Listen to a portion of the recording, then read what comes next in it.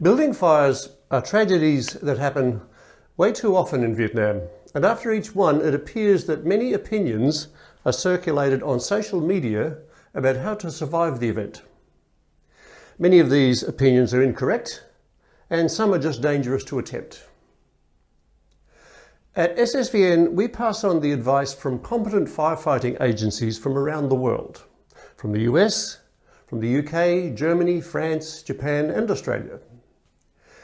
These are their recommendations on how to maximize your chance of survival in a fire. I would suggest also that you visit your local firefighting forces and ask them.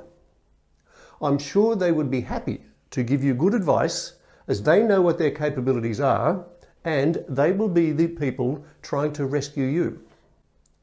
They could also advise on striking a balance between security for your possessions and safety for your family. Perhaps an inexpensive CCTV camera inside instead of bars on all of the windows. We need to understand, firstly, that the process of having a fire involves three things: an ignition source, or heat, oxygen, and fuel. Those three things must exist in order for a fire to happen. To reduce the fire, you need to take away one or several of those three elements. Reduce the ignition source, or heat, reduce the fuel, or reduce the oxygen, and that will reduce the fire. So when we have situations like leaving doors open and windows open in a house fire, that intensifies the flames.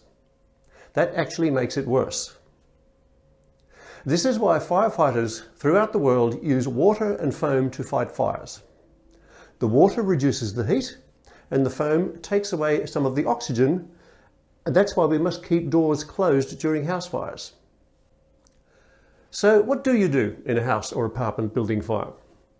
The first thing you have to realize and remember is that it is not the fire that is the main problem for health. It is the smoke. The smoke is what causes most of the deaths. The smoke is very toxic. It has a lot of chemicals in it, which, after just taking a few breaths, can render you unconscious long before the flames get to you. So you must always be aware of the smoke. When a fire starts, obviously try to put it out, but just don't spend too much time trying to put it out, because you have very little time before the whole building could become engulfed. For a cooking fire, smother the flames with something that will take away the oxygen. Remember that a fire needs three elements to exist: heat, fuel, oxygen. Use an appropriate fire extinguisher if available. If these are available in your building, check to see which type it is for use on what type of fire. Some extinguishers are not suitable for electrical or oil fires. Do not use water on a cooking fire, however, because often we use oil in cooking. When you throw water on it, the oil will float and that will carry the flames further around the room. So try to smother the flames with something that will not allow the air to get to the flames. If there is gas appliances involved, turn them off, if that can be done safely. But again, remember, you don't have very much time to exit the building. Within 2 to 3 minutes, a small kitchen fire can turn into a raging inferno, resulting in no oxygen and a lot of toxic fumes in that room. You must get out before it gets to this point, and again, be aware that the smoke is the problem. You must get down low and get under it.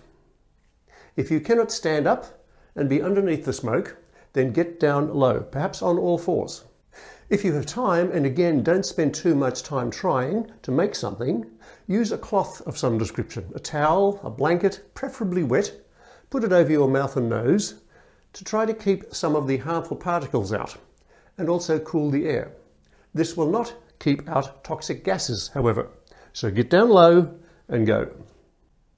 If you need to open a door to exit a room, always check with the back of your hand. Touch the door and see if it's hot. Because if it is hot, that obviously means that there is flames on the other side.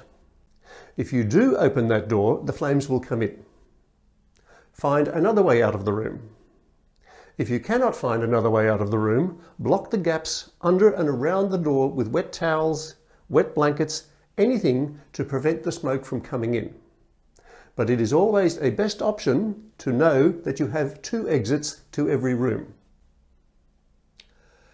Have a look at your home. Are there 2 exits to every room? If not, then you will need to get out sooner. But make sure you know where the exits are, and make sure every member of the family or everybody in that home knows the plan and knows how to exit the building. Once you have exited the building, you need to have a meeting place. A meeting place somewhere at a safe distance so all of the members of the family or all of the occupants of the building can meet and do a head count. Also, when planning leaving the building, be aware that many fires happen at night and it is going to be dark.